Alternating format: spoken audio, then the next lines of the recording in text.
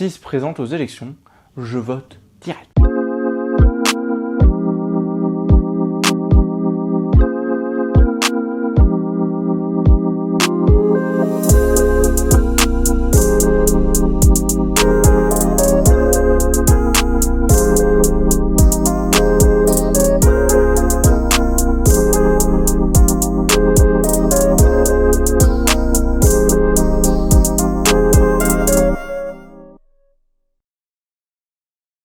Bonjour à tous et bienvenue dans l'émission Qu'est-ce qu'on se regarde, l'émission où je vous parle d'un film tous les dimanches à 17 h, qu'il soit bien ou mauvais, dans le but de vous en faire un petit synopsis, de vous parler un petit peu de mon avis autour du film, de vous parler aussi du DVD si je l'ai, du Blu-ray, de l'édition collector, et puis de tout simplement après que vous alliez le voir juste après. Et aujourd'hui on parle des Marches du pouvoir de George Clooney.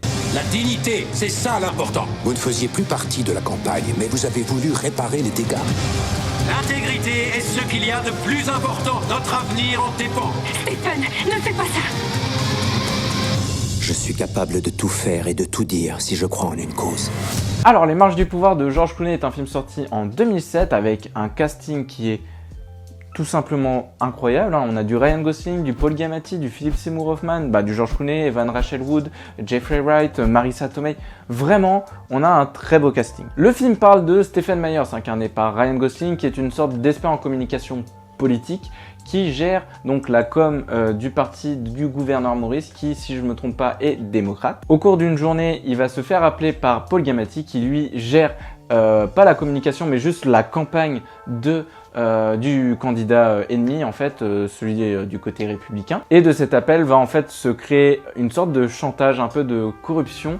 C'est un événement qui en fait va transformer un peu la guerre médiatique qui est autour, une sorte de guerre médiatique à l'intérieur de la guerre médiatique, parce que on a les deux candidats qui se combattent, mais il y a aussi l'intérieur qui va se combattre. Et donc voilà, c'est un peu ça le pitch du film. Et donc, qu'est-ce que j'ai pensé des Marches du pouvoir? J'ai bien aimé. Alors, j'irai pas dire jusqu'à ce que j'ai adoré, parce que je trouve quand même qu'il y a des légers défauts dans le film, qu'on reviendra après. Mais, de ce que j'ai bien aimé, j'ai beaucoup aimé déjà l'histoire. Me connaissant, je ne suis pas très connaisseur de la politique à l'américaine. Je sais qu'il y a les républicains et les démocrates, mais voilà, je suis pas un grand connaisseur de la politique américaine. Et le film, malgré le fait qu'il ne parle pas tant que ça de politique, permet d'en apprendre un peu plus. Et c'est l'un des défauts et qualités du film, c'est qu'il ne parle pas de politique, mais de l'intérieur, de la corruption, des guerres en fait, de chantage, pas d'influence, mais ouais, si, c'est de l'influence sur les médias, etc.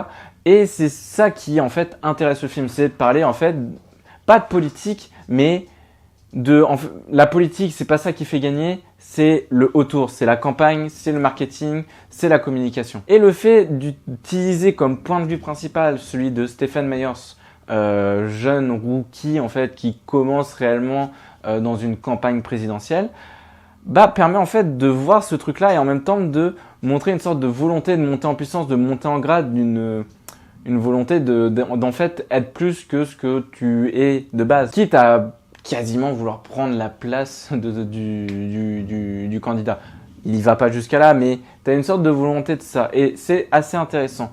Mais en même temps, comme je dis, le film parle pas tant que ça de politique et n'est pas aseptisé parce que tu as l'impression qu'il est plus parti démocrate, vu que George Clooney, qui est réalisateur, joue un démocrate. Mais en même temps, ça se mouille pas trop sur les idéaux politiques et sur les torts et travers que peuvent avoir autant un parti que l'autre. Ça joue vraiment sur les guerres d'influence. Et ça peut être dommage quand tu connais pas trop la politique américaine et que tu sais pas vraiment qu'est-ce qui est bien ou pas bien dans tel parti et pas bien ou les bonnes et mauvaises idées principales de tel ou tel parti.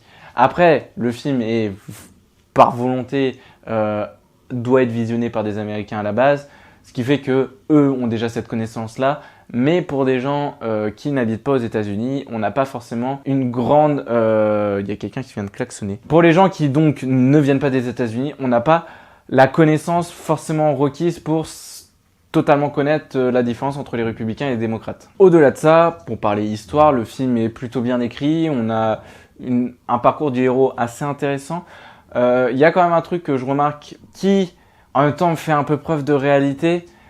Qui est le manque cruel de femmes en fait dans le film. On a 2 actrices pour 5 ou 6 acteurs principaux et En fait, c'est un peu comme ça, c'est horrible de dire ça, mais la politique, il n'y a pas tant que ça de femmes que ça, et c'est extrêmement dommage. Et là, pour le coup, dans ce film-là, les femmes sont réduites soit à des love interests, soit à des personnages que le personnage principal déteste, et que donc, par volonté de suivre le personnage principal, t'es censé pas trop aimer.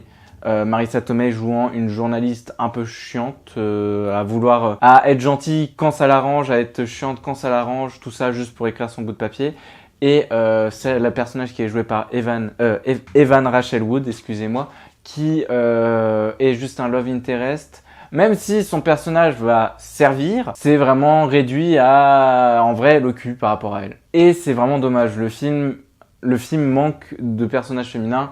Et en même temps, c'est horrible de le dire, mais la politique, il y a peu, surtout à ce moment-là, c'est parce que le film date d'il y a 20 ans, de personnalité féminine en politique. Voilà, ça c'était un défaut que je trouvais au film. Au-delà de ça, donc l'histoire est quand même assez bien écrite. On a un très bon développement du héros, de Stephen Meyers. Le développement de ce personnage est assez intéressant. Sa descente puis sa remontée assez fulgurante dont on s'attend pas, le film est vraiment pas prévisible, était assez intéressante. Et pour vous dire à quel point le film n'est pas prévisible, la fin, je ne l'ai pas vu venir. En fait, je sais que le film durait à peu près 1h40 et à 1h30 du film, il y a une scène qui commence. Je me dis, ok, donc c'est pas la conclusion parce que je me vois mal conclure comme ça. Et là, t'as un plan sur Ryan Gosling qui est magnifique et fin brutale. Et pour le coup, j'aurais pas trouvé mieux pour finir le film. Parce que le film donne une fin. On a une impression de conclusion, on a quelque chose, on a cette volonté d'avoir quand même pas l'impression que le film n'est pas fini. Non, le film c'est fini, mais en même temps, il est pas fini parce que la vie de Stephen Meyers continue dans le sens où elle va pas continuer en dehors de l'écran vu que c'est pas une personne réelle, mais ça, tu sais qu'il y a encore quelque chose et que tu vois que sa volonté en fait de grandir dans le paysage politique est toujours présente. Je vous en dis pas plus, vous verrez le film, mais la fin et surtout ce plan final est pour moi assez réussi. Vu que c'est un film qui est vraiment un drame, il n'y a pas d'action, ça peut avoir un petit ventre mou au milieu, ça je vous l'accorde, je l'ai ressenti personnellement aussi. Le milieu du film peut être un peu mou. Il y a des scènes, surtout les scènes avec Evan Rachel Wood, qui, je trouve, coupent un peu du film. On ressent l'utilité en fait de ce personnage que dans son love interest et dans les problèmes qu'elle va apporter après par rapport à d'autres choses. Je ne vais pas vous spoiler bien sûr. Ces scènes-là sont pas forcément utiles et en plus, en fait, rajoutent une sorte de quota de faut forcément une scène de cul dans un drame. J'ai rien contre les scènes de cul, mais je la trouve pas forcément utile à ce moment-là et vraiment, c'était vraiment pas obligatoire. Après, ça fait toujours plaisir de voir Ryan Gosling torse nu. Ça, je dis pas le contraire. Hein. C'est mes 10%. Mais donc, vu que le film parle beaucoup, les acteurs, ils ont à bouffer. Et ça, c'est trop bien. Surtout que, comme je dis, le cast est incroyable et que Paul Giamatti, Philip Seymour Hoffman et Ryan Gosling, les mecs, ils savent parler, ils savent déblatérer et c'est trop cool. Oh, franchement, le kiff quand ils parlent, c'est vraiment... En vrai, les dialogues sont vraiment bien, c'est un bon drame, vraiment à suivre. Donc, je vous le conseille, juste pour ça. Et donc, les acteurs, ils sont excellents. J'ai trouvé le film vraiment doté d'une très bonne direction d'acteur. Après, George Clooney est un acteur à la base, donc je pense que ça peut faciliter en fait sa direction d'acteur. Mais c'était assez intéressant de voir tous ces acteurs-là jouer dans un même film et manger les parts du gâteau, mais d'une façon assez impressionnante. Très bizarre ma métaphore, mais vous avez compris. Visuellement, le film est assez beau. Je vous parlais là du plan final qui est assez beau. Vraiment, vraiment assez marquant en plus. Je m'en rappelle encore. Mais la photographie est assez travaillée. Il y a des bons jeux de lumière des fois. Je pense surtout à un plan avec le drapeau américain vraiment qui prend la totalité. Et juste nos personnages qui sont des ombres noires sur ce drapeau. J'ai trouvé ça intéressant.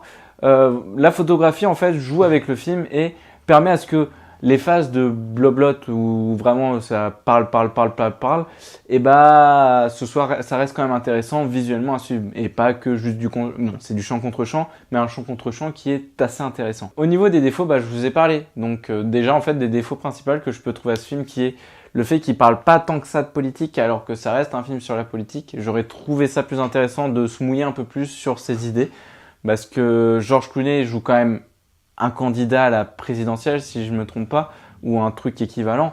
Ce qui fait que tu joues quelqu'un en politique, ça veut dire, et que tu joues un candidat à la présidentielle. Mouille-toi sur tes idéaux politiques. Même si ça va pas forcément plaire à tout le monde, je sais pas tes idéaux politiques, au moins dévoile-les un peu. Genre, un peu, s'il te plaît. Mais voilà, j'aurais pas d'autre chose tant que ça négatif à dire autour du film. Après, ce n'est pas un film qui troue le mur, c'est un bon film, c'est un bon drame. J'ai pas passé un mauvais moment, j'ai même trouvé le film assez intéressant. Comme je vous l'ai dit, le film possède beaucoup de points. Pour le regarder, j'ai pu acquérir ce petit DVD des Marches du Pouvoir, qui n'est pas l'affiche de base du film, qui est l'affiche qu'on peut voir un peu partout. C'est une affiche où George Clooney est sur une Time, sur la magazine du Time, sur la couverture du magazine du Time, et de l'autre côté, on a Ryan Gosling. Ce qui est en fait une affiche trop cool. Quand tu as vu le film, tu comprends encore mieux l'affiche, ce qui la rend extrêmement intéressant. Donc le DVD, c'est un DVD, j'ai pas grand chose à dire, c'est un DVD assez simple. J'ai pas retiré l'étiquette parce que en fait j'ai acheté ça dans un Leclerc d'occasion et leurs étiquettes, elles en fait trop, et ce qui fait que c'est une horreur à enlever. Et ça rend le truc encore plus dégueulasse. J'ai encore laissé le DVD dans le lecteur vu que c'est le dernier film que j'ai vu. Mais voilà, DVD, pas grand chose à dire.